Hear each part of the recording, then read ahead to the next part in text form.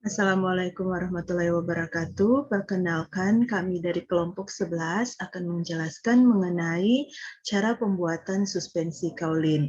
Di sini kami beranggotakan yaitu saya sendiri, Selvina Junita Welisa, NPM 20330705, dan teman saya, Nova Rani, dengan NPM 20330707,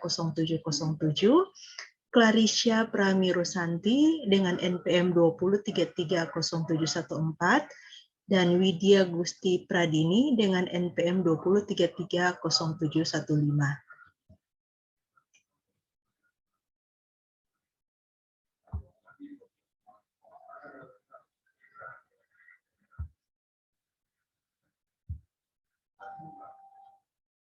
Alat-alat yang akan diperlukan pada praktikum kali ini yaitu yang pertama neraca analitik, yang kedua gelas ukur, yang ketiga kertas perkamen, yang keempat mortir dan stamper, kelima wadah pencampuran atau beker glass, yang keenam batang pengaduk, dan yang terakhir adalah sendok tanduk dan spatel.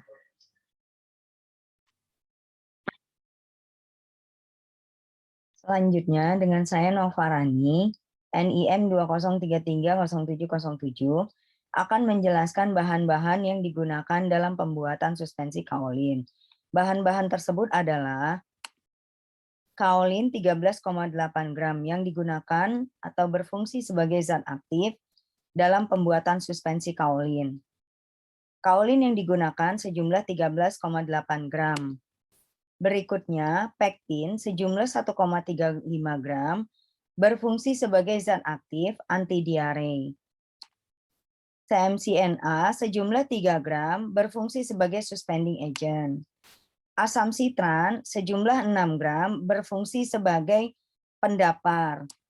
Metilparaben sejumlah 0,75 gram berfungsi sebagai pengawet.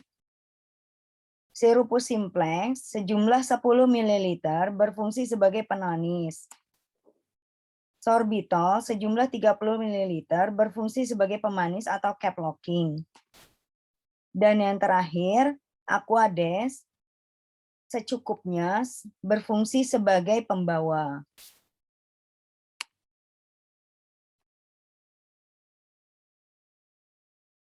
Selanjutnya, saya akan menjelaskan mengenai pembuatan suspensi kaolin. CMCNA dilarutkan dengan sejumlah air panas dan dimasukkan ke dalam mortir. Gerus cepat sehingga terbentuk musilage CMCNA. Langkah berikutnya, metilparaben dan asam sitran masing-masing dilarutkan dengan Aquades dalam beaker glass, aduk hingga larut dan terbentuk masing-masing larutan metilparaben dan larutan asam sitran.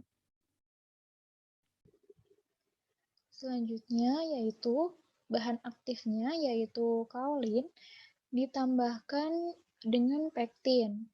Kemudian kedua bahan ini dimasukkan ke dalam musilagos MCNA yang telah dibuat sebelumnya, digerus hingga homogen.